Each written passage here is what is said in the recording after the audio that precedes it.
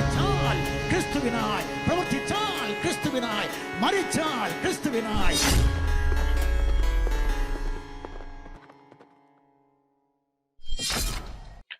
ഇസ്രായേലിന്റെ വീണ്ടെടുപ്പുകാരനും പരിപാലകനുമായ യഹോവയുടെ അത്യുന്നതമായ നാമം എന്നും എന്നേക്കും വാഴ്ത്തപ്പെടുമാറാകട്ടെ. ഇന്നത്തെ ഈ റൂമിന്റെ ഉദ്ദേശം ഒരുപക്ഷെ നിങ്ങൾക്ക് ക്യാപ്ഷൻ കൊണ്ട് തന്നെ മനസ്സിലായി കാണുമെന്ന് ഞാൻ വിചാരിക്കുന്നു. ഹാഷ്ടാഗ് കൊണ്ട് കാര്യമില്ല, യഹോവയുടെ ദൃഷ്ടി ഇസ്രായേലിന്റെ മേൽ ഉണ്ട്. ഈ ഇരവാദക്കരച്ചിൽ നടത്തുന്നതിൽ ഡബിൾ ഡോക്ടറേറ്റ് എടുത്തിട്ടുള്ളവരാണ് ജിഹാദി സപ്പോർട്ടേഴ്സ് എന്ന് എല്ലാവർക്കും അറിയാവുന്ന കാര്യമാണല്ലോ. ഈ ജിഹാദി സപ്പോർട്ടേഴ്സ് എന്ന് പറഞ്ഞാൽ അത് മുസ്ലിങ്ങൾ മാത്രമല്ല കേട്ടാ, അങ്ങനെ ഒരു തെറ്റിദ്ധാരണ വേണ്ട. ജിഹാദികൾ എന്തൊക്കെ കാണിച്ചാലും അതൊന്നും കണ്ടഭാവം നടിക്കാതിരിക്കുകയും ജിഹാദികളുടെ ആക്രമണത്തിനെ ആരെങ്കിലും പ്രതിരോധിക്കുമ്പോൾ ആ പ്രതിരോധത്തിൽ ഏതെങ്കിലും ജിഹാദിക്ക് വല്ലതും പറ്റിയാൽ, വല്ല പരുക്കെങ്ങാനും പറ്റിയാൽ അല്ലെങ്കിൽ കൊല്ലപ്പെട്ടാൽ വോട്ട് ബാങ്ക് നോക്കിയും മുസ്ലിങ്ങളുടെ ഗുഡ് ബുക്കിൽ കയറി പറ്റാൻ വേണ്ടിയും പിന്നെ മതേതരത്വത്തിന് കോട്ടം തട്ടരുതെന്നും പറഞ്ഞ് ജിഹാദികൾക്ക് വേണ്ടി കൂട്ടക്കരച്ചിൽ നടത്തുന്ന എല്ലാ മനുഷ്യരെയും, മുസ്ലിങ്ങളുമായിട്ടുള്ള എല്ലാവരെയുമാണ് ജിഹാദി സപ്പോർട്ടേഴ്സ് എന്നുകൊണ്ട് ഉദ്ദേശിക്കുന്നത്. ആ ടീമുകളെല്ലാം ഇപ്പോ ഈ പലസ്തീൻ ജിഹാദികൾക്ക് വേണ്ടി ഹാഷ്ടാഗ് ജിഹാദ് നടത്തുകയാണ്. ഓൾ ഐസ് ഓൺ റാഫ എന്നും പറഞ്ഞുകൊണ്ട് ഹാഷ്ടാഗ് ജിഹാദ്. നമ്മുടെ കേരളത്തിൽ നമ്മളത് ധാരാളമായിട്ട് കാണുന്നുമുണ്ട്. സിനിമാ നടന്മാരടക്കം ദുൽഖർ സൽമാനും പിന്നെ ഷൈൻ നിഗം ഒക്കെ ആണെങ്കിൽ എന്താണ് സുഡാപ്പി ഫ്രം ഇന്ത്യ എന്നൊക്കെ പറഞ്ഞുകൊണ്ടാണ്, സുഡാപ്പിയാണെന്ന് സ്വയം വെളിപ്പെടുത്തിക്കൊണ്ടൊക്കെ തന്നെയാണ് ഹാഷ്ടാഗ് ജിഹാദ് നടത്തുന്നത്. പിന്നെ അതിന്റെ പുറകെ വേറെ കുറെ എണ്ണം എല്ലാവരും ഉണ്ട്. ഈ ഹാഷ്ടാഗ് ജിഹാദ് മാത്രമല്ല, കനിക്കുസൃതിയൊക്കെ കാണിച്ചത് നമ്മൾ കണ്ടു, ഈ തണ്ണിമത്തൻ ബാഗൊക്കെ പിടിച്ചുകൊണ്ട്. അപ്പൊ ഇങ്ങനെ ഇവരുടെയൊക്കെ ഈ ഹാഷ്ടാഗ് ജിഹാദ് കണ്ടപ്പോഴാണ് ഞങ്ങൾ ഇങ്ങനെ ഒരു റൂം ഇടണം എന്ന് വിചാരിച്ചത്. ഓൾ ഐസ് ഓൺ റാഫ എന്നവർ പറയുമ്പോൾ അതിൽ കാര്യമില്ലാതില്ല. എല്ലാ കണ്ണുകളും റാഫയിൽ തന്നെയാണ്. ഇസ്രായേൽ സൈന്യം എങ്ങനെയാണ് ഹമാസിനെ ഭൂമുഖത്ത് നിന്നും തുടച്ചു നീക്കുന്നതെന്ന് കാണാൻ വേണ്ടി സകല ആൾക്കാരുടെയും കണ്ണുകൾ അങ്ങോട്ട് തന്നെയാണ്. നമ്മളെല്ലാം അത് കണ്ടുകൊണ്ടിരിക്കുന്നുമുണ്ട്, അവരെന്തൊക്കെയാണ് അവിടെ ചെയ്യുന്നത് എന്നുള്ളത്. മാളത്തിനകത്ത് ഒളിച്ചിരിക്കുന്ന തുരപ്പലിനികളെ പുകച്ച് പുറത്തു ചാടിക്കുന്നത് പോലെയാണ് ഇസ്രായേൽ സൈന്യം തുരങ്കങ്ങളിൽ ഒളിച്ചിരിക്കുന്ന ഹമാസിയൻസിനെ പുറത്തു കൊണ്ടുവരുന്നത്. യൂട്യൂബിലും ഫേസ്ബുക്കിലും ഇൻസ്റ്റാഗ്രാമിലും ഒക്കെ അത്തരം വീഡിയോകൾ കാണാൻ സാധ്യത കുറവാണ്. നിങ്ങൾ ട്വിറ്ററിൽ, പഴയ ട്വിറ്റർ, ഇപ്പൊ എക്സ് എന്ന് പറയുന്ന പ്ലാറ്റ്ഫോമിൽ പോകണം. അവിടെ പിന്നെ ഇങ്ങനെയുള്ളതെല്ലാം എടുത്തിടുന്നുണ്ട്. അല്ലെങ്കിൽ പിന്നെ ടെലഗ്രാം ചാനലുകളിൽ ഒക്കെ കാണുന്നുണ്ട്. അവിടേക്കേ ഉള്ളൂ. അപ്പൊ ഈ സംഗതികൾ ഇസ്രായേല് ഹമാസിയൻസിനെ ആക്രമിക്കുമ്പോൾ, അവരുടെ പ്രതിരോധ നിരകളെയൊക്കെ തകർത്ത് കളയുമ്പോൾ അവർക്ക് വേണ്ടി കരയുന്ന ആളുകൾ, അയ്യോ എന്തോന്നും പറഞ്ഞ് കൂട്ടക്കരച്ചിലാണ് നടത്തുന്നതെന്ന് അറിയാമോ? ആ കരയുന്ന ടീമുകൾ അവരെല്ലാം 2023 ഒക്ടോബർ 7 മറന്നുപോയിരിക്കുന്നു. 2023 ഒക്ടോബർ 7 ജിഹാദികൾ അവിടെ കാട്ടിക്കൂട്ടിയ ഇസ്രായേലിനകത്തേക്ക്, ഒരു പരമാധികാര രാഷ്ട്രമായിരിക്കുന്ന ഇസ്രായേലിനകത്തേക്ക് കടന്നു ചെന്ന് അവിടെ കാട്ടിക്കൂട്ടിയ ക്രൂരതകളെല്ലാം അവർ മറന്നുപോയിരിക്കുന്നു. ജിഹാദി സപ്പോർട്ടേഴ്സ് അത് മറന്നുപോയെന്ന് വെച്ച് മനസാക്ഷിയുള്ള ഒരു മനുഷ്യനും അത് മറന്നിട്ടില്ല. അന്ന് കണ്ടിട്ടുള്ള വീഡിയോകളും കേട്ടിട്ടുള്ള വാർത്തകളും ഞങ്ങളുടെ മനസ്സിൽ നിന്ന് മാഞ്ഞു പോയിട്ടില്ല. ഞങ്ങളുടെ മാത്രമല്ല, മനസാക്ഷിയുള്ള ഒരു മനുഷ്യന്റെയും മനസ്സിൽ നിന്ന് അത് മാഞ്ഞു പോവുകയില്ല. ഇസ്രായേലിന്റെ അതിർത്തി കടന്ന പലസ്തീൻ ജിഹാദികൾ യഹൂദന്മാരുടെ വീടുകളിലേക്ക് കടന്നു കയറി വീട്ടിലുള്ളവരെ കൂട്ടക്കശാപ്പ് നടത്തിയത് ജിഹാദി സപ്പോർട്ടേഴ്സ് അറിഞ്ഞിട്ടേയില്ല. അങ്ങനെ ഒരു സംഭവം നടന്നതായിട്ട് അവർ അറിഞ്ഞിട്ടില്ല. കാരണം ഇവരുടെയൊക്കെ പ്രൊഫൈലുകളൊക്കെ എടുത്ത് നോക്കിക്കഴിഞ്ഞാൽ ഈ ഒക്ടോബർ 7 8 9 ഒന്നും ഈ പലസ്തീനികൾ കാട്ടിക്കൂട്ടിയ ക്രൂരതകളെ കുറിച്ചൊന്നും ഒരക്ഷരം, അതിനെ അപലപിച്ചുകൊണ്ടുള്ള ഒറ്റ പോസ്റ്റ് അവര് ഷെയർ ചെയ്തത് പോലും ഇല്ല. അങ്ങനെയുള്ള ഒന്നും നമ്മൾ കാണുന്നില്ല. പിന്നെ എന്നാൽ ചില ദിവസങ്ങൾ കഴിയുമ്പോൾ പലസ്തീനികൾക്ക് വേണ്ടി കരഞ്ഞുകൊണ്ടുള്ള ഇവരുടെയൊക്കെ പോസ്റ്റുകൾ നമുക്ക് കാണുന്നുണ്ട്. ഒരു 13 മുതലൊക്കെ, ഒക്ടോബർ 13 മുതലൊക്കെ വരുമ്പോഴേക്കും നമ്മളതൊക്കെ കാണുന്നുണ്ട്. പക്ഷെ നമുക്കറിയാം അന്ന് എത്ര ഭയാനകമായ വാർത്തകളും ചിത്രങ്ങളുമാണ് ഈ ജിഹാദികൾ തന്നെ ആ സമയത്ത് പുറത്തു വിട്ടത്. ഇസ്രായേലിനെ ആക്രമിക്കാൻ വേണ്ടി പോകുന്ന സമയത്ത് ദേഹത്ത് പോക്കറ്റിലൊക്കെ ക്യാമറയൊക്കെ വെച്ചിട്ടാണ് പോയിരിക്കുന്നത്. പോക്കറ്റ് ക്യാമറയൊക്കെ ആയിട്ട് നെഞ്ചത്ത് ക്യാമറയൊക്കെ കുത്തി വെച്ചിട്ടാണ് പോയിരിക്കുന്നത്, ആക്രമിക്കുന്നതിന്റെ ദൃശ്യമൊക്കെ കിട്ടാൻ വേണ്ടി. അങ്ങനെയൊക്കെയുള്ള എത്രയോ ദൃശ്യങ്ങളാണ് ജിഹാദികൾ തന്നെ വെളിയിൽ വിട്ടതെന്നറിയാമോ? ഞങ്ങൾ യഹൂദന്മാരെ കൊന്നു കളഞ്ഞിരിക്കുന്നു, അവരെ ഇല്ലാതാക്കി എന്നൊക്കെ പറഞ്ഞുകൊണ്ട്. പിന്നെ ഒരു ജിഹാദി അവന്റെ വീട്ടിലേക്ക് ഉപ്പയ്ക്ക് ഫോൺ വിളിച്ച് പറയുന്ന, ആഹ്ലാദത്തോടെ പറയുന്നത് കേട്ടിരുന്നു, ഞാൻ ഇത്ര യഹൂദന്മാരെയാണ് എൻ്റെ സ്വന്തം കൈ കൊണ്ട് ഞാൻ കൊന്നു കളഞ്ഞത് ഉപ്പ. എന്നും പറഞ്ഞുകൊണ്ട് എന്തൊക്കെ കാര്യങ്ങളാണ്. എനിക്കിപ്പോഴും ഓർമ്മയുണ്ട് ഒരു സംഭവം. ഒരു വീട്ടിലേക്ക് കയറി ചെന്ന ജിഹാദികള് ഒരു രാവിലെ സമയമുള്ള ആക്രമണം. അപ്പൊ ആ വീട്ടിലെ ഭാര്യയും ഭർത്താവും കൂടി ചേർന്ന് കുട്ടികൾക്ക് വേണ്ടി ബ്രേക്ക്ഫാസ്റ്റ് ഉണ്ടാക്കിക്കൊണ്ടിരിക്കുന്ന സമയത്താണ് ഇവരങ്ങോട്ടേക്ക് കയറി ചെല്ലുന്നത്. എന്നിട്ട് വീട്ടിലുള്ളവരെയൊക്കെ തോക്കിൻ മുനയിൽ നിർത്തിയിട്ട് പിതാവിന്റെയും മാതാവിന്റെയും കൈകളും കാലുകളും കൂട്ടിക്കെട്ടുന്നു. 7 വയസ്സുള്ള ഒരു ആൺകുട്ടി, 4 വയസ്സുള്ള പെൺകുട്ടിയും ഉണ്ടായിരുന്നു. പിന്നെ 8 മാസം പ്രായമുള്ള ഒരു കൈക്കുഞ്ഞും. അപ്പൊ ഈ കൈക്കുഞ്ഞിനെ ഇവരെടുത്തു കഴിഞ്ഞിട്ട് മൈക്രോവേവ് ഓവനിൽ വെച്ച് മൈക്രോവേവ് ഓൺ ചെയ്യാണ്. ജീവനോടെ ആ കുഞ്ഞിനെ അതിനുള്ളിട്ട് പുഴുങ്ങിയെടുത്തു. പിതാവിന്റെ കണ്ണുകൾ അവർ കത്തി കൊണ്ട് കുത്തി അങ്ങനെ എടുക്കുകയാണ്, ചൂഴ്ന്നെടുക്കുന്നത്. ഈ മാതാവിനെ ഈ കുഞ്ഞുങ്ങളുടെ മുമ്പിലിട്ട് ബലാത്സംഗം ചെയ്യുന്നു. അത് കഴിഞ്ഞിട്ട് ആ സ്ത്രീയുടെ ഒരു മാറിടം കത്തി കൊണ്ട് മുറിച്ചെടുക്കുന്നു. ആൺകുട്ടിയെ പിടിച്ച് ആ ഭക്ഷണം കഴിക്കാനുള്ള ആ ടേബിളിന്റെ അവിടെ കൊണ്ടിരുത്തിയിട്ട് അവന്റെ ഒരു കാല് മുറിച്ചു മാറ്റുകയാണ്. ആ കൊച്ചിന്റെ 7 വയസ്സുള്ള ആൺകുട്ടിയുടെ ഒരു കാല് മുറിച്ചു മാറ്റുന്നു. 4 വയസ്സുള്ള ആ പെൺകുട്ടിയുടെ വിരലുകൾ ഓരോന്നോരോന്നായിട്ട് മേശപ്പുറത്ത് വെച്ചിട്ട് ആ കുഞ്ഞു കൈപ്പത്തി മേശപ്പുറത്ത് വെച്ചിട്ട് ഓരോരോ വിരലുകളായിട്ടാണ് അവർ മുറിച്ചെടുത്തത്. ചോര വാർന്നൊലിച്ച് വേദനയോടെ കരയുന്ന ആ 4 മനുഷ്യരുടെ മുമ്പിൽ ഇരുന്നിട്ട് ഈ ജിഹാദികൾ എന്താ ചെയ്തതെന്നറിയാമോ? ആ അപ്പനും അമ്മയും ആ കുഞ്ഞുങ്ങൾക്കും അവർക്കൊക്കെ വേണ്ടി ഉണ്ടാക്കിയ ആ ബ്രേക്ക്ഫാസ്റ്റ് അവിടെ ഇരുന്ന് കഴിച്ചു. ഇവര് ഈ ചോര വാർന്നൊഴുകിക്കൊണ്ട് ഒരു കുഞ്ഞിന്റെ കാല് മുറിച്ച് കളഞ്ഞിരിക്കുന്നു. മറ്റേ കുഞ്ഞിന്റെ വിരലുകളെല്ലാം മുറിച്ച് കളഞ്ഞിരിക്കുന്നു. അമ്മേനെ ബലാത്സംഗം ചെയ്തിട്ട് ഒരു മാറിടം മുറിച്ച് കളഞ്ഞിരിക്കുന്നു. അപ്പന്റെ 2 കണ്ണുകളും കുത്തി പൊട്ടിച്ചിട്ടിരിക്കുന്നു. എന്നിട്ട് അവിടെ ഇരുന്നിട്ടാണ് ഇവന്മാര് ഭക്ഷണമൊക്കെ കഴിച്ചതിന് ശേഷം പിന്നെ ഇവറ്റങ്ങളെല്ലാവരെയും കൊന്നിട്ട് അവിടെ നിന്ന് ഇറങ്ങിപ്പോയത്. 4 പേരെയും വെടിവെച്ച് കൊന്നിട്ട് ഇറങ്ങിപ്പോയി. ഇത് സംഗതിയോ വീട്ടിലൊക്കെ ചെന്ന് കഴിഞ്ഞിട്ടുണ്ട് അങ്ങനെ തന്നെ കത്തിക്കുകയായിരുന്നു, ജീവനോടെ തന്നെ കത്തിക്കുകയായിരുന്നു, യഹൂദന്മാരായി പോയി എന്നുള്ള ഒറ്റ കാരണം കൊണ്ട്. അപ്പൊ ഹമാസ് എന്ന ഇസ്ലാമിക് സംഘടനയിൽ പ്രവർത്തിക്കുന്ന മുസ്ലിങ്ങൾ ഇസ്രായേലിലെ ഓരോരോ കുടുംബങ്ങളോടും ചെയ്ത കഥയല്ല, അത് ചരിത്രത്തിൽ രേഖപ്പെടുത്തപ്പെട്ട് കഴിഞ്ഞ സംഭവങ്ങളാണ്. അതെല്ലാം മനസ്സിനെ മരവിപ്പിക്കുന്ന ഇത്തരത്തിലുള്ള 100 സംഭവങ്ങളാണ് അന്ന് ഒരു ദിവസം മാത്രം ഇസ്രായേലിൽ നിന്ന് റിപ്പോർട്ട് ചെയ്യപ്പെട്ടത്. ഏതാണ്ട് 1400-ലധികം മനുഷ്യരെ അവരുടെ ബെഡ്റൂമുകളിൽ പോലും കടന്നു ചെന്ന് കൈക്കുഞ്ഞുങ്ങളെ ഉറങ്ങിക്കിടക്കുന്ന തൊട്ടിലിൽ വെച്ച് തന്നെ അവരുടെ കഴുത്തറുത്ത് അടക്കമുള്ള കൊടും ക്രൂരതകളാണ് ഇസ്രായേലിൽ അരങ്ങേറിയത്. സ്ത്രീയെയും പുരുഷനെയും ബെഡിന്റെ അപ്പുറത്തിപ്പുറത്തായിട്ട് പൊതിഞ്ഞു കെട്ടിയിരിക്കുകയാണ്. നടുക്ക് ഈ ബെഡ്, എന്നിട്ട് ചുരുട്ടി വെച്ചിരിക്കുന്നു. അപ്പുറത്തിപ്പുറത്തായിട്ട് പൊതിഞ്ഞു കെട്ടിയിട്ട് ആ ബെഡിന് തീ കൊടുക്കുക. 4-5 വയസ്സുള്ള കുഞ്ഞുങ്ങളുടെയൊക്കെ കാലിൽ പിടിച്ച് തറയിലടിക്കുക. ഇങ്ങനെ എന്തൊക്കെ കാര്യങ്ങളാണ് അവർ ചെയ്തതെന്ന് അറിയാമോ? ഇതൊക്കെ അല്ലാഹു അക്ബർ എന്നുള്ള ഇതുണ്ട് ഇതിന്. അല്ലാഹു അക്ബർ എന്ന് വിളിച്ചുകൊണ്ടാണ് ഇതൊക്കെ ചെയ്യുന്നത് കൂടി ഓർക്കണം. വീട്ടിലടച്ചിട്ടിട്ട് വീടിന് തീ കൊടുക്കുക, കാറിലിട്ടിട്ട് കാറിന് തീ കൊടുക്കുക. എത്ര നിങ്ങൾക്ക് പലർക്കും കാണുന്ന ഓർമ്മ ആണെന്ന് വിചാരിക്കുന്നു ഫോട്ടോകളൊക്കെ. കാറിലൊക്കെ ആ സ്റ്റിയറിംഗ് പിടിച്ചുകൊണ്ട് തന്നെ ഇരിക്കുന്ന കത്തിക്കരിഞ്ഞു പോയ മനുഷ്യക്കോലങ്ങൾ. അപ്പൊ ഇങ്ങനെയൊക്കെയുള്ള ഈ കൊടും ക്രൂരതകൾ ചെയ്തിട്ട് ഈ നരാധമന്മാർ നേരെ പോയത് പലസ്തീനികളുടെ ഇടയിലേക്കാണ്, ഗാസയിലേക്കാണ്. അപ്പൊ ഇതെല്ലാം ഇവിടെ നടക്കുന്ന സമയത്ത് ഗാസയിലെ അതും കാണിക്കുന്നുണ്ടായിരുന്നു, ആഘോഷമായിരുന്നു.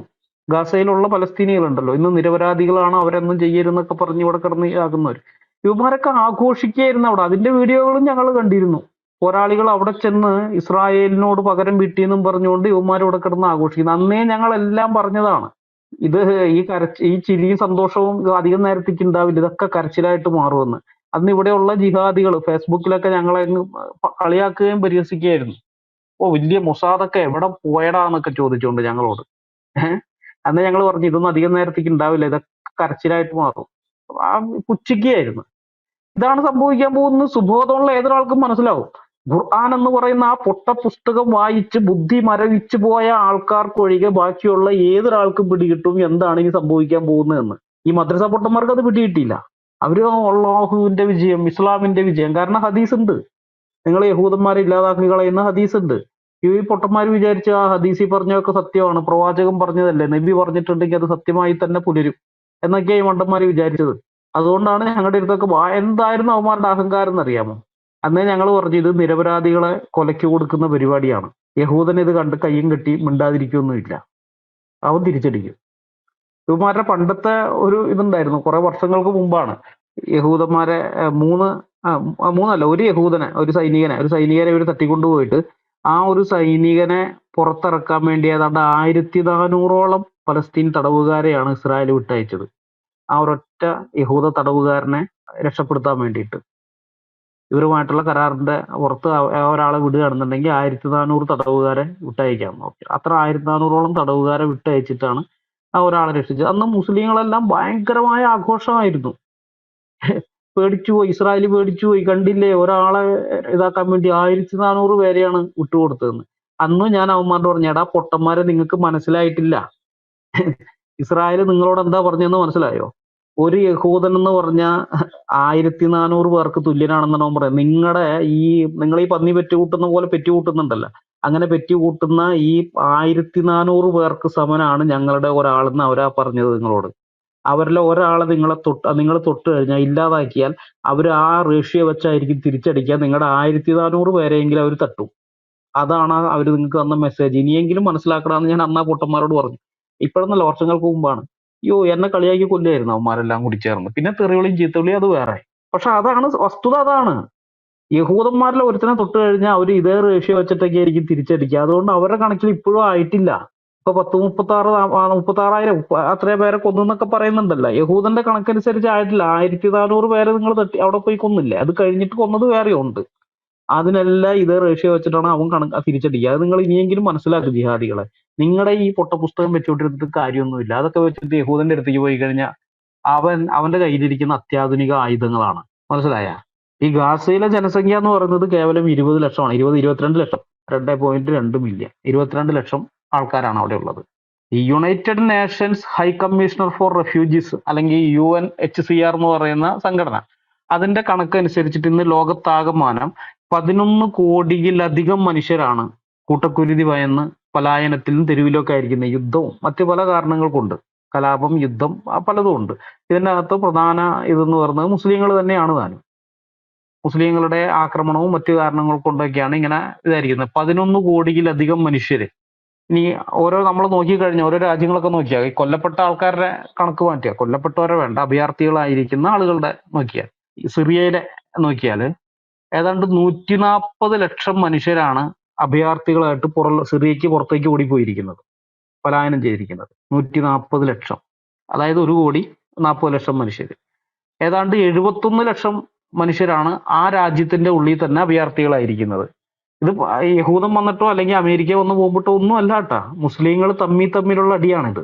മുസ്ലിങ്ങൾ തമ്മിലുള്ള അടിയിലാണ് ലക്ഷക്കണക്കിന് പേര് മരിച്ചു. അതല്ലാതെ ഈ ഏതാണ്ട് 200 ലക്ഷത്തിലധികം ആളുകൾ രാജ്യത്തിന്റെ അകത്തും പുറത്തുമായിട്ട് അഭയാർത്ഥികളായിട്ട് മാറിയത്. അവരെ കുറിച്ച് ആരെങ്കിലും സംസാരിക്കുന്നത് നിങ്ങൾ കേട്ടിട്ടുണ്ടോ? ഇന്ന് ഹമാസിന് വേണ്ടി കരയുന്ന ജിഹാദി സപ്പോർട്ടേഴ്സ് ആരെങ്കിലും സിറിയയിലെ ഈ 2 കോടിയിലേറെ വരുന്ന മനുഷ്യർക്ക് വേണ്ടി കമാന്നൊരക്ഷരം മിണ്ടുന്നത് നിങ്ങൾ കേട്ടിട്ടുണ്ടോ? കേട്ടിട്ടുണ്ടാവില്ല എന്ന് എനിക്കറിയാം. കാരണം അവരാരും ആ മനുഷ്യർക്ക് വേണ്ടി മിണ്ടിയിട്ടില്ല. മിണ്ടിയാലല്ലേ കേൾക്കാൻ പറ്റുള്ളൂ. ഇവന്മാരൊന്നും ഒരക്ഷരം അവർക്ക് വേണ്ടി മിണ്ടിയിട്ടില്ല. അസർബൈജാനോട് ചേർന്ന് കിടക്കുന്ന അർമീനിയൻ പ്രവിശ്യയിൽ നിന്ന് ചില മാസങ്ങൾക്ക് മുമ്പാണ് 1.25 ലക്ഷം ക്രിസ്ത്യാനികൾ മുസ്ലിങ്ങളുടെ ആക്രമണം കാരണം പലായനം ചെയ്തത്. ഓടിപ്പോയി അവിടുന്ന്. ഹമാസിന് വേണ്ടി ഇവിടെ വാകീറി കരയുന്ന ഏതെങ്കിലും ക്രിസ്ത്യൻ നാമധാരികൾ അർമേനിയൻ ക്രിസ്ത്യാനികൾക്ക് വേണ്ടി സംസാരിക്കുന്നത് നിങ്ങൾ കേട്ടിട്ടുണ്ടോ? ഞാൻ കേട്ടിട്ടില്ല. ഒറ്റൊരുത്തം സംസാരിക്കുന്നത് ഞാൻ കേട്ടിട്ടില്ല. പക്ഷെ ഇവർ ഹമാസിന് വേണ്ടി കരയും. അർമേനിയയിലുള്ള ക്രിസ്ത്യാനികൾ അവരാരെങ്കിലും ആക്രമിക്കാൻ പോയിട്ടൊന്നുമല്ല കേട്ടോ. ആരാ ബ്രദറെ? ഒരാളെ കേട്ടിട്ടുണ്ട് അനിൽ ബ്രദറെ. ആരാണ്? നമ്മുടെ ടോം തടിയമ്പാട് സാറ് കഴിഞ്ഞ കുറെ വർഷങ്ങളായിട്ട് അല്ല, പുള്ളി നിരീശ്വരവാദിയാണ്. ഞാൻ പുള്ളിനെ നാമധാരി എന്ന് പറഞ്ഞോടാ ഞാൻ പറഞ്ഞത്. ഓക്കെ. ഞാൻ ഉദ്ദേശിച്ച ആ ടീം, അദ്ദേഹത്തെ അല്ല. ക്രിസ്ത്യൻ നാമധാരികൾ എന്ന് പറഞ്ഞു. പുള്ളി നിരീശ്വരവാദം പരസ്യമായിട്ട് പറഞ്ഞിരിക്കുന്ന ആളാണ്. ഈ ക്രിസ്ത്യാനിയാണെന്നും പറഞ്ഞു നടക്കുന്ന കുറെ ഉണ്ടല്ലോ, ഹൂർലോസിനെ പോലെയുള്ള ആൾക്കാർ. അങ്ങനെ കുറെ എണ്ണം ഉണ്ട്. ഈ പാസ്റ്റർമാരായാലും അച്ഛന്മാരായാലും കുറെയൊക്കെ ഉണ്ട്. അങ്ങനെയുള്ള ടീമുകളെ ഞാൻ ഉദ്ദേശിച്ചു. അർമേനിയൻ ക്രിസ്ത്യാനികൾ ഹമാസിനെ പോലെ ആരെങ്കിലും ആക്രമിക്കാൻ പോയിട്ടല്ല അഭയാർത്ഥികളാകേണ്ടി വന്നത്. അത് നിങ്ങൾ ഓർക്കണം.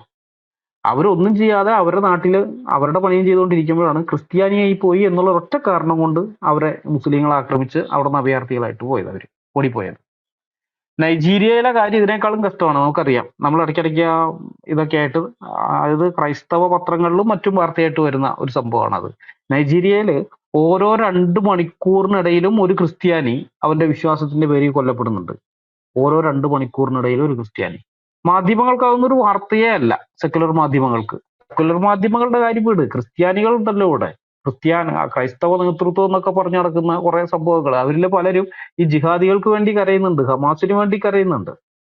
അവരാരെങ്കിലും ജിഹാദികൾക്ക് വേണ്ടിയിട്ട് കേരളത്തിൽ കിടന്ന് കുരയ്ക്കുന്ന ഇത്തരം ക്രിസ്ത്യൻ നാമധാരികൾ ആരെങ്കിലും ഈ അർമേനിയൻ ക്രിസ്ത്യാനികളെ പറ്റി എന്തെങ്കിലും വിട്ട് നിങ്ങൾ കേട്ടിട്ടുണ്ടോ? ഞങ്ങളെപ്പോലുള്ള അപ്പോളജിസ്റ്റുകളൊക്കെ പറയണം, അത് വേറെ കാര്യം, അതല്ല ഉദ്ദേശിച്ചത്. ജിഹാദികൾക്ക് വേണ്ടി കുറയ്ക്കുന്ന ടീമുകളോടാണ് ഞാൻ ചോദിക്കുന്നത്, അല്ലെങ്കിൽ അങ്ങനെയുള്ളവരെ കുറിച്ചാണ് ഞാൻ ചോദിക്കുന്നത്. അവരാരെങ്കിലും ഈ അർമേനിയൻ ക്രിസ്ത്യാനികൾക്ക് വേണ്ടി വല്ലതും സംസാരിക്കുന്നത് കേട്ടിട്ടുണ്ടോ? അതെന്താ ഇവർക്ക് ഈ ഹമാസ് ടീമുകൾ അവരുടെ കാര്യത്തിൽ മാത്രമേ ഉള്ളൂ, ഹമാസ് ജിഹാദികളുടെ കാര്യത്തിൽ മാത്രമേ ഇവർക്കൊക്കെ വേദനയുള്ളൂ? ആഫ്രിക്കയില് സ്കൂളുകളൊക്കെ ആക്രമിച്ചിട്ട് പെൺകുട്ടികളെ തട്ടിക്കൊണ്ടുപോകുന്ന വാർത്ത, ഈ ബോക്കോ ഹറാമും അൽഷബാബ് പോലെയുള്ള ഇസ്ലാമിക സംഘടനകൾ ഓരോ പ്രാവശ്യം 300-400 പെൺകുട്ടികളൊക്കെയാണ് ഇവരെ ആക്രമിച്ചുകൊണ്ട് പോകുന്നത്, ജിഹാദി മുസ്ലിങ്ങളെ ആക്രമിച്ച് തട്ടിക്കൊണ്ടു പോകുന്നത്, സ്കൂൾ ആക്രമിച്ച് തട്ടിക്കൊണ്ടു പോകുന്നു. ആ സമയത്ത് അതൊരു വാർത്തയായിട്ട് വരും. പിന്നെ അതൊരു വാർത്തയല്ല, പിന്നെ അതിനെപ്പറ്റി അതിന്റെ ഫോളോ അപ്പ് വാർത്ത ഒന്നും കേൾക്കില്ല. ഈ കുഞ്ഞുങ്ങൾ തിരിച്ചു വന്നോ ഇല്ല ഒന്നും അറിയില്ല. ഇറ്റങ്ങളൊക്കെ അടിമച്ചന്തയിൽ കൊണ്ടുപോയി വിൽക്കുകയാണ്, ലൈംഗിക അടിമകളും മറ്റുമൊക്കെ ആയിട്ട്. അവരെ കുറിച്ച് പിന്നെ ബാക്കിയൊന്നും അറിയുന്നില്ല നമ്മൾ. എത്ര സംഭവങ്ങളാണെന്നറിയാം ഇവർ ചെയ്യുന്നത്. ആ കുട്ടികൾക്ക് വേണ്ടിയിട്ട് ആരെങ്കിലും ഇവിടെ സംസാരിക്കുന്നത് നിങ്ങൾ കേട്ടിട്ടുണ്ടോ? സാംസ്കാരിക നായകന്മാരെന്ന് പറഞ്ഞ് നടക്കുന്നവര്. കോങ്കോയിൽ ഈ അടുത്താണ്, ഈ മെയ് 13-നാണ് ഇസ്ലാം മതം സ്വീകരിക്കാൻ വിസമ്മതിച്ച 14 കത്തോലിക്കരെ മുസ്ലിങ്ങൾ കൊലപ്പെടുത്തിയത്. 14 കത്തോലിക്കരെ മുസ്ലിങ്ങൾ കൊലപ്പെടുത്തി. കാരണം ഇസ്ലാം മതം സ്വീകരിക്കാൻ അവർ തയ്യാറല്ല. ഒരൊറ്റ കാരണത്തിന്റെ പേരിൽ കൊലപ്പെടുത്തുകയാണ്. ആരെങ്കിലും കോങ്കോയിലെ ആ കത്തോലിക്കർക്ക് വേണ്ടി ആരെങ്കിലും സംസാരിക്കുന്നത് കേട്ടോ?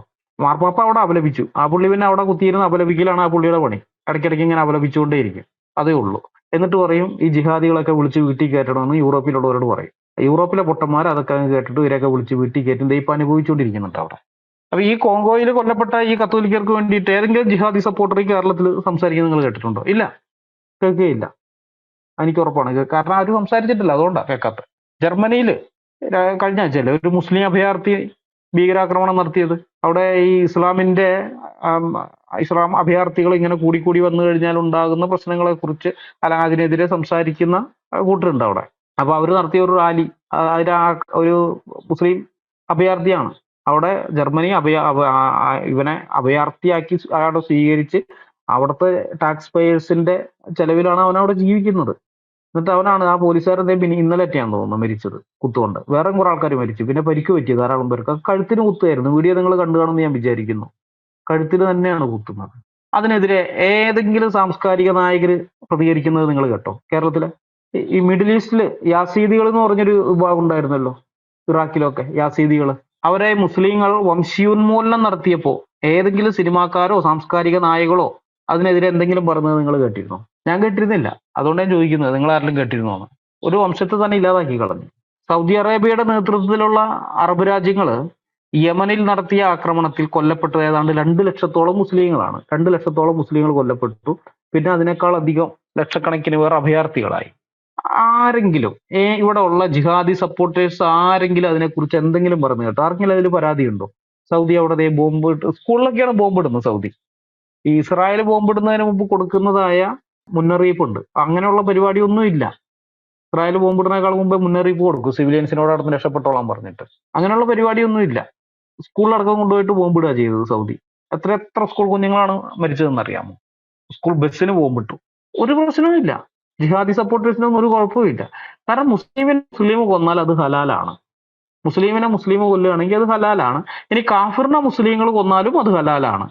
പക്ഷെ മുസ്ലിം ഭീകരാക്രമണത്തിന് ആരെങ്കിലും തിരിച്ചടി കൊടുത്താൽ ഉടനെ ഇവന്മാരൊക്കെ മാനവികത, മനുഷ്യാവകാശം, മണ്ണാങ്കട്ടാന്നും പറഞ്ഞ് മോങ്ങാൻ തുടങ്ങും.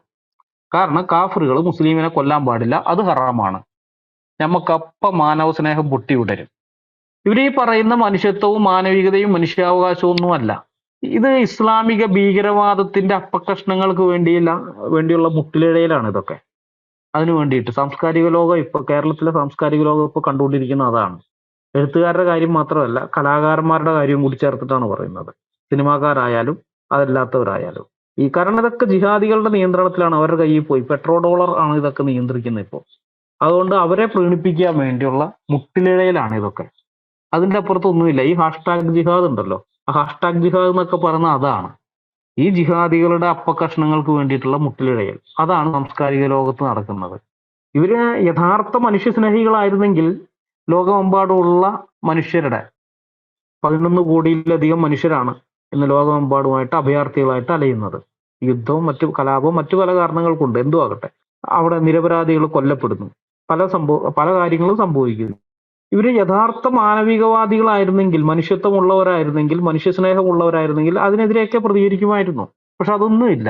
ലോകമെമ്പാടും ഇതുപോലെയുള്ള മനുഷ്യർ, കോടിക്കണക്കിന് മനുഷ്യർ നരകയാതന തിന്നുമ്പോൾ ഇവന്മാരുടെ കണ്ണുകൾ ഗാസയിലേക്ക് മാത്രം, റാഫയിലേക്ക് മാത്രമേ പോവുകയുള്ളൂ. അവിടേക്ക് കണ്ണു നട്ടിരിക്കുകയാണ്. അങ്ങനെയുള്ള ആ ഗാസയിലേക്ക് മാത്രം കണ്ണുകൾ നട്ടിരിക്കുന്ന ഭീകരജീവികളാണ് കേരളത്തിലെ ഈ സാമൂഹ്യ സാംസ്കാരിക നായകൾ എന്ന് പറയുന്നവന്മാര്. അവരുടെ കണ്ണ് അങ്ങോട്ടേ പോവുള്ളൂ, വേറെ എങ്ങോട്ടേക്കും പോയില്ല. ഇത്തരം സാംസ്കാരിക നായകളോട് ചോദിക്കട്ടെ, അറബ് രാജ്യങ്ങളിൽ ഉണ്ടായിരുന്ന യഹൂദന്മാർ എവിടെ പോയി? അറബ് രാജ്യങ്ങളിൽ യഹൂദന്മാരുണ്ടായിരുന്നല്ലോ, എവിടെ പോയത്? 1948 8,51,000 യഹൂദന്മാരാണ് 9 അറബ് രാജ്യങ്ങളിലായിട്ടുണ്ടായിരുന്നത്. അറബ് രാജ്യം എന്ന് പൂർണ്ണമായിട്ട് പറയാൻ പറ്റില്ല, ചിലത് ആഫ്രിക്കയിലുള്ള രാജ്യമാണ്, എന്നാൽ അറബ് സംസാരിക്കുന്നത്, അല്ലെങ്കിൽ മുസ്ലിം രാജ്യം എന്ന് പറയാം.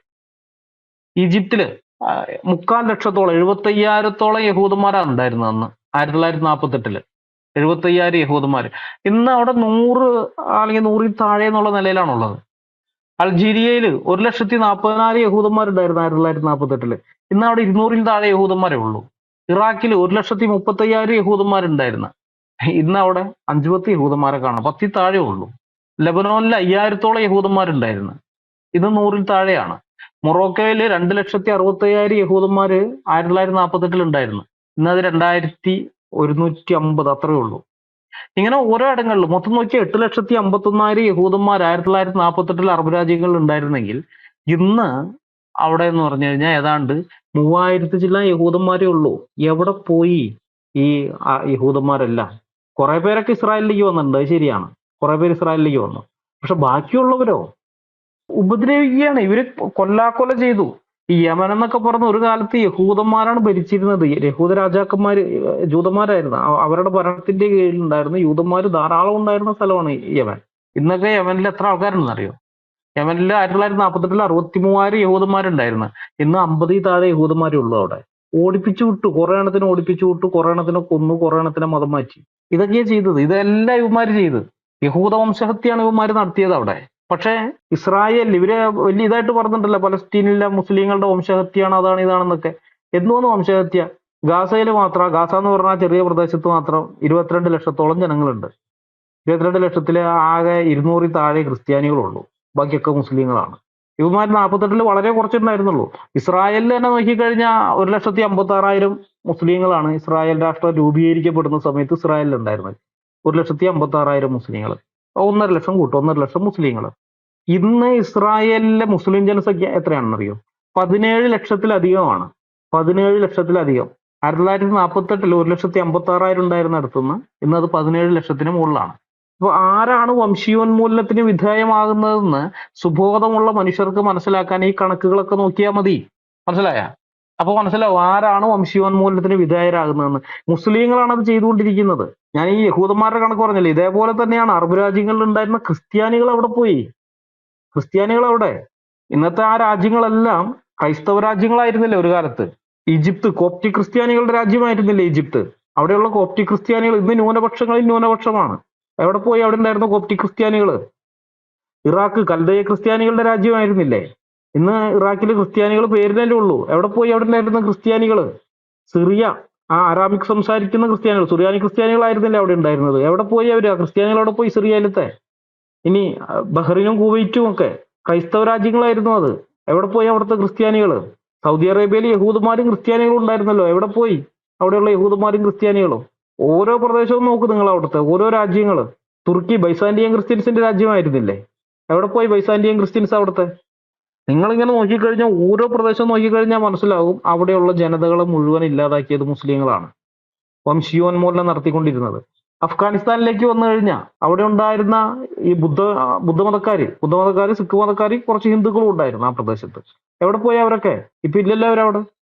ഇറാനിലുണ്ടായിരുന്ന സ്വരാഷ്ട്ര മതക്കാരെവിടെ? പാർസികള്, ഇല്ലല്ലോ അതൊന്നും. അപ്പൊ ഇവർക്ക് എവിടെയും ചെന്ന് വംശീയോന്മൂലനം നടത്താം. ഏത് രാജ്യത്തേക്ക് ചെന്ന് കഴിഞ്ഞിട്ട് ഇസ്ലാമിക അധിനിവേശം നടത്താം, ഇസ്ലാമിക സംസ്കാരം അടിച്ചേൽപ്പിക്കുക, അവിടെയുള്ള ജനങ്ങളെ നിർബന്ധപൂർവ്വം മതം മാറ്റാം, മതം മാറാൻ തയ്യാറല്ലെങ്കിൽ കൊന്നു കളയാം. ഈ 2024 പോലും, 21-ാം നൂറ്റാണ്ടിൽ പോലും നമ്മൾ കണ്ടു. മെയ് 13-ാം തീയതിയാണ് കോങ്കോയിൽ 14 കത്തോലിക്കരെ കൊന്നത്, ഇസ്ലാം മതത്തിൽ ചേരാൻ തയ്യാറില്ല എന്നുള്ള കാരണത്താൽ. ആ പണ്ടും അത് തന്നെയാണ് അവർ ചെയ്യുന്നത്, ഇന്നും അത് തന്നെ ചെയ്യുന്നത്. ഇവർക്കത് എവിടെയും ചെയ്യാം, ഒരു കുഴപ്പമില്ല. ആരും അതിനെപ്പറ്റി മിണ്ടരുത്. അതിനെപ്പറ്റി മിണ്ടി കഴിഞ്ഞാൽ ഉടനെ പറയും ഇസ്ലാമോഫോബിയ, ഇസ്ലാമോഫോബിയ, ഇസ്ലാമോഫോബിയ എന്നും പറഞ്ഞ് കരയും. പിന്നെ അപ്പൊ ഇതൊക്കെ ഇവന്മാർക്ക് എവിടെയും ചെയ്യാം, ആരുടെ നേരെയും ചെയ്യാം. അതിനെപ്പറ്റി ആരും മിണ്ടാകാൻ പാടില്ല. പക്ഷെ നമ്മൾ തിരിച്ചെന്തെങ്കിലും പ്രതികരിച്ചു കഴിഞ്ഞാൽ പോയി പ്രശ്നമാണ്, പിന്നെ വർഗീയവാദിയായി. അപ്പൊ ഈ പരിപാടി ഉണ്ടല്ലോ, ഈ ഇരവാദക്കരച്ചിൽ, ഹാഷ്ടാഗ് ജിഹാദ് നടത്തിയിട്ടുള്ള ഇരവാദക്കരച്ചിൽ, അത് നിർത്ത്. അത് ചെലവാവില്ല. ഇനി ചെലവാക്കാൻ നിങ്ങൾ അങ്ങാടി വേറെ നോക്കണം. പണ്ടൊക്കെ പറ്റുമായിരുന്നു, ഇപ്പൊ പറ്റില്ല. ഇത് ഇന്റർനെറ്റിന്റെ കാലമാണ്. ഒരു വിവരം അറിയണമെന്ന് മനുഷ്യൻ ആഗ്രഹിക്കുന്നെങ്കിൽ അവന് എളുപ്പത്തിൽ വിവരങ്ങൾ കിട്ടുന്ന കാലമാണിത്. അവന്റെ വിരൽത്തുമ്പിൽ വിവരങ്ങളുണ്ട്. മനസ്സിലായ? നിങ്ങൾ എല്ലായിടത്തും പോയിട്ട് ബോംബ് പൊട്ടിക്കും. 11 മാസം ബോംബും 1 മാസം നോമ്പുമായിട്ട് നടക്കുന്നവരാണ് നിങ്ങൾ. അതൊക്കെ നിങ്ങൾ ചെയ്യും.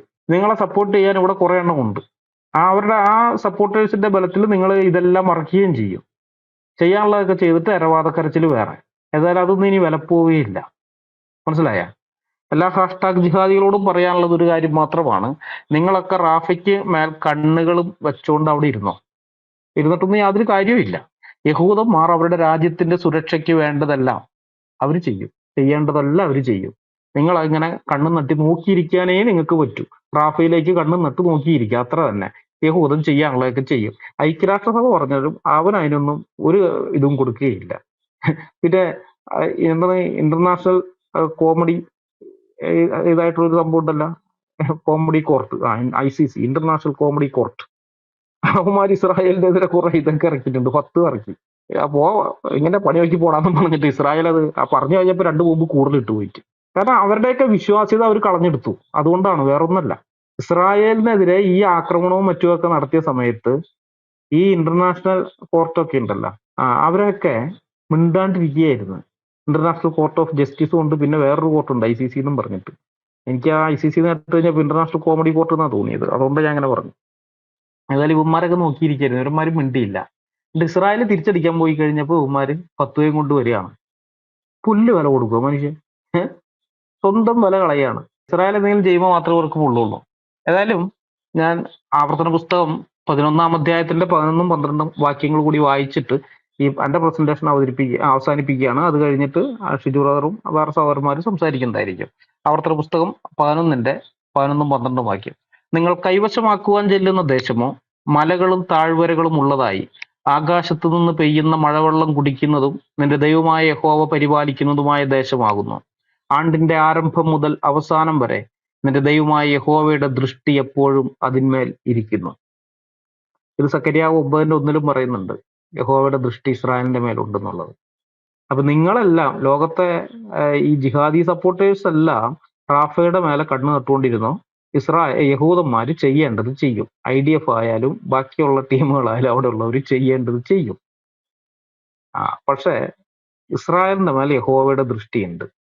അതുള്ള കാലത്തോളം അവിടെ യഹൂദനെ ദൈവമാണ് അവിടെ നിന്ന് ഒരിക്കൽ ഓടിപ്പിച്ച് കളഞ്ഞത്. അത് ഈ താഴെ വാക്യങ്ങൾ വായിക്കുമ്പോൾ അറിയാം, ദൈവം പറയുന്നുണ്ട്, നിങ്ങൾ എന്റെ ചട്ടങ്ങളും വിധികളും കൽപ്പനകളും പ്രമാണിച്ച് നടന്നു കഴിഞ്ഞാൽ ഞാൻ നിങ്ങളെ സംരക്ഷിക്കും, നിങ്ങൾക്ക് വേണ്ടുന്നതെല്ലാം തരും, മുൻമഴയും പിന്മഴയും മുടക്കുകയില്ല, കൃത്യമായ സമയത്ത് ഞാൻ നിങ്ങൾക്ക് മഞ്ഞും മഴയും വെയിലും തരും എന്നൊക്കെ പറയുന്നുണ്ട്. എന്നാൽ അതൊന്നും അല്ലാതെ നിങ്ങൾക്ക് തോന്നിയതുപോലെ നടന്നു കഴിഞ്ഞാൽ, എന്റെ പ്രമാണങ്ങളെ നിങ്ങൾ കാറ്റിൽ പറത്തി കഴിഞ്ഞാൽ ഞാൻ തന്നെ നിങ്ങളെ ഇവിടെ നിന്ന് പ്രവാസത്തിലേക്ക് കൊണ്ടുപോകും എന്നും ദൈവം പറഞ്ഞിട്ടുണ്ട്. അതേപോലെ തന്നെ സംഭവിക്കുകയും ചെയ്തു. കാരണം യഹോവയായ ദൈവം മുഖപക്ഷമില്ലാത്ത ദൈവമാണ്. കനാന്യർ അവിടെ ഉണ്ടായിരുന്ന അതിന് മുമ്പുണ്ടായിരുന്നവർ എന്തൊക്കെ മ്ലേച്ഛകരമായ കാര്യങ്ങൾ ചെയ്തത് കൊണ്ടാണോ അവരെ അവിടെ നിന്ന് ദൈവം മാറ്റിയത്, അതേ പാപം ഇസ്രായേൽ ചെയ്തപ്പോൾ ഇസ്രായേലിനെയും മാറ്റി അവിടുന്ന്. മനസ്സിലായോ? മുഖപക്ഷം കൂടാതെ ന്യായം വിധിക്കുന്നവനാണ് ബൈബിളിലെ ദൈവം. ഇസ്രായേലിനോടും അത് തന്നെ ചെയ്തു. എന്നാൽ ദൈവം വാഗ്ദത്തം കൊടുത്തിരുന്നത് കൊണ്ട് പിൽക്കാലത്ത് ഇസ്രായേലിന്റെ പ്രവാചകന്മാരിലൂടെ പറയുന്നുണ്ട്, ഞാൻ തന്നെ നിങ്ങളെ തിരിച്ചു കൊണ്ടുവന്ന് ഈ ദേശത്ത് നടും, പിന്നെ നിങ്ങളെ ആരും അവിടെ നിന്ന് പറിച്ചു കളയുകയില്ല എന്നുള്ള വാഗ്ദത്വമുണ്ട്. ആ വാഗ്ദത്ത നിറവേറുന്നതാണ് 1948 മെയ് 14 നമ്മൾ കണ്ടത്. ഒരൊറ്റ യെശയ്യാവ് ചോദിക്കുന്നുണ്ട്, ഒരൊറ്റ ദിവസം കൊണ്ടൊരു ദേശം ഉണ്ടാകുമോ? ഒരു രാജ്യം ഒന്നായിട്ട് തന്നെ പിറക്കുമോ?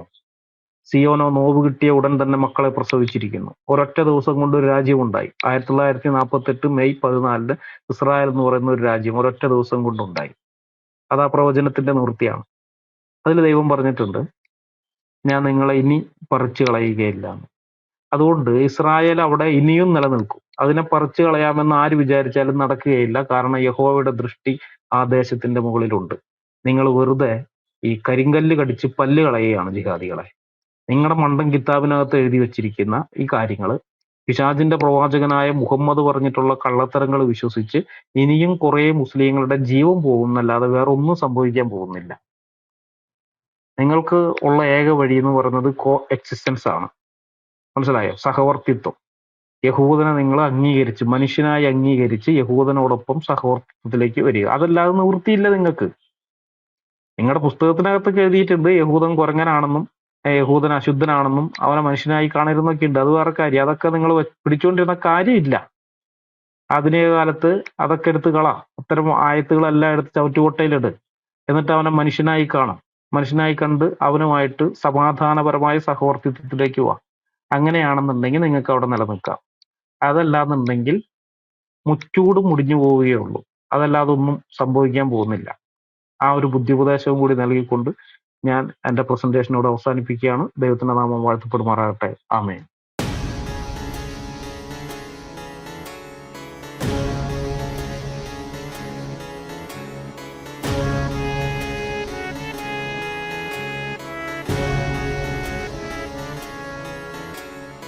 ജീവിച്ചാൽ ക്രിസ്തുവിനായി, പ്രവർത്തിച്ചാൽ ക്രിസ്തുവിനായി, മരിച്ചാൽ ക്രിസ്തുവിനായി.